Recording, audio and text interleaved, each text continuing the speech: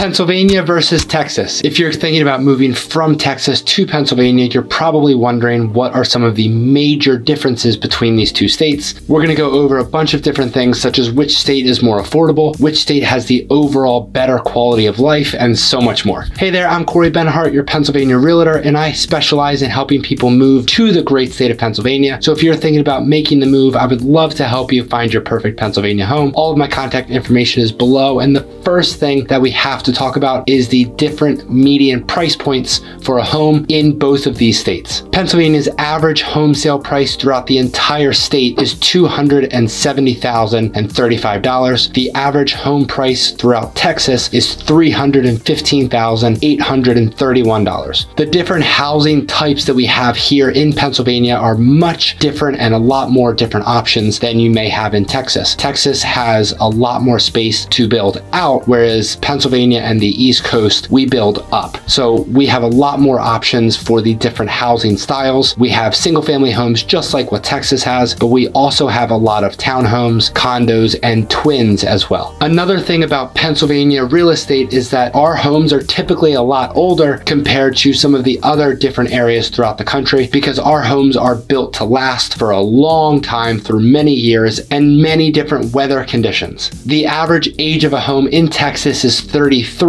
but in Pennsylvania it's 57. But if you're moving to Pennsylvania from Texas, don't let the older homes scare you. It's all about how a house is taken care of and not just the age. I've seen homes that are 100 years old that are in much better condition than a home that may have been built 5 or 10 years ago. It's truly on how the current owner and all the past owners have really maintained that home. Keep in mind that these average real estate prices are very general throughout the entire state, because yes, in Pennsylvania, you could find a home below or well above the median home sale price in PA. It really depends on the specific area, the town, the zip code, and all the way down to the neighborhood for what the average price point for a home will be. The second thing that we have to talk about are the taxes. Texas does not have an individual income tax, but they do have a sales tax of 6.25% with a maximum local sales tax of 2% for a total combined sales tax of 8.25%. Comparing that to Pennsylvania's 6% sales tax, except for two very specific areas in Pennsylvania that have an increased sales tax, such as Philadelphia that has an additional 2% sales tax and Allegheny County that has an additional 1% tax. But besides those two specific areas, Pennsylvania as a whole has only a 6% sales tax. Pennsylvania is one of the very few states that has a flat rate income tax, and that means no matter how much you make each year, everyone is taxed at the same 3.07% income tax, as opposed to Texas and many other states, whereas the more that you make, the higher of a tax bracket that you get put into and the overall higher taxes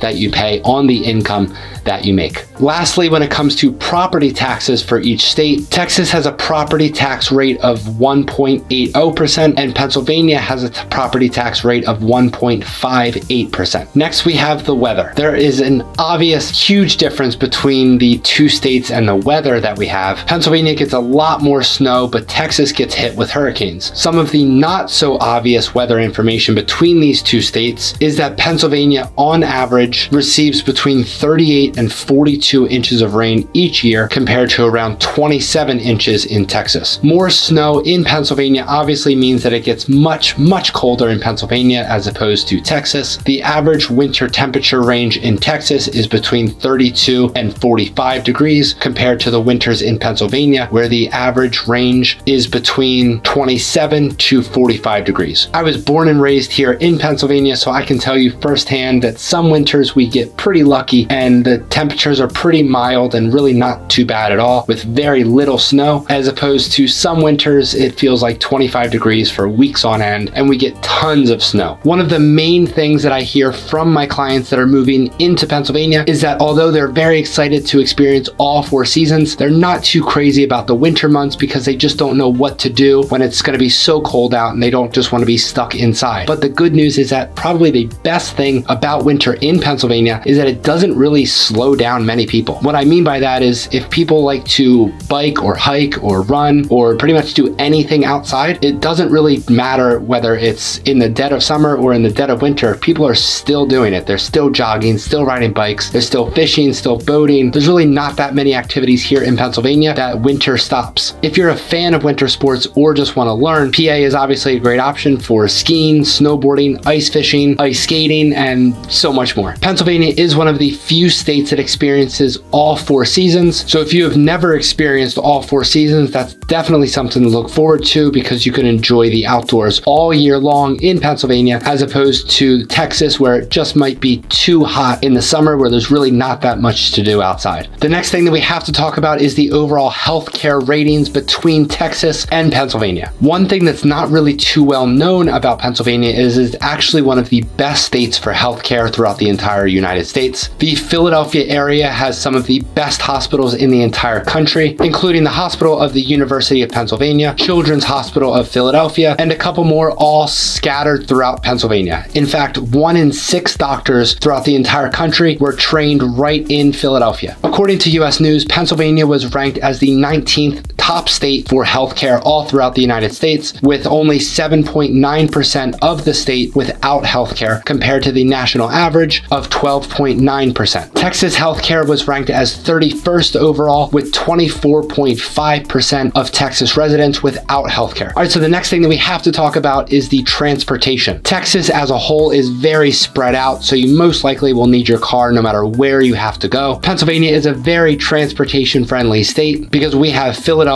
and Pittsburgh, which are 2 major cities, and the suburbs around those cities are typically very transportation friendly. Depending on where in Pennsylvania you end up moving to, you're likely only about an hour to 2.5 hour drive to New York City. This could be a huge plus, so whether you need to commute to New York City or you just want to go to visit on maybe a long weekend, having multiple options to get into New York City, whether that be drive or train, is a huge plus. If you would prefer to live in a major city or town that is very walkable or public transportation friendly, Pennsylvania has tons of different options for you. All right, so next thing that we have to talk about are the bugs. Out of 50 states, the top 2 states that were ranked for having the worst bug problems were Texas and Florida. If you're moving from Texas, then it's likely that you know how big of an issue Texas has with bees, mosquitoes, cockroaches, and spiders. Luckily though, Pennsylvania doesn't really have that big of a bug issue like those other states, because not many bugs can live through our winters. The only issue here that we have with any type of animal or bug is the deer. Pennsylvania was ranked as one of the top states where it's likely to get in a car accident because a deer jumps right out in front of you. Trust me, they're really not that smart of animals. If they see car lights coming, they will most likely not run the opposite way. They'll run right in the middle of the road, and well,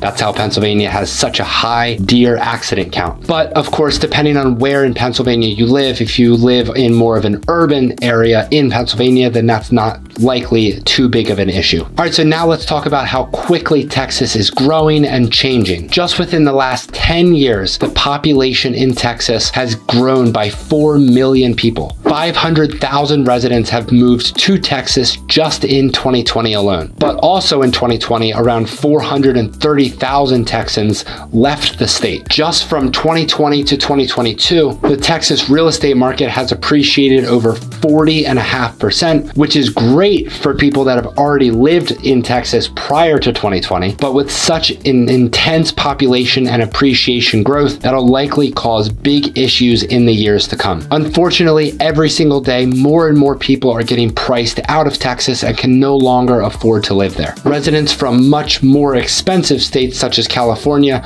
are flooding to Texas to continue to push the prices up. Comparing that over to Pennsylvania, where we have been pretty slow and steady over the years, we really don't fluctuate too much like some of the other really well-known states like California, Texas, Arizona, and Florida. Looking back over the years, when it comes to a recession, Pennsylvania is actually one of the least affected states for recessions because we really don't have the booming ups and downs that some of these other states have. If you're ready to make the move to Pennsylvania, I would love to help you find your perfect Pennsylvania home. All of my contact information is below, but until then, I will see you over on this next video.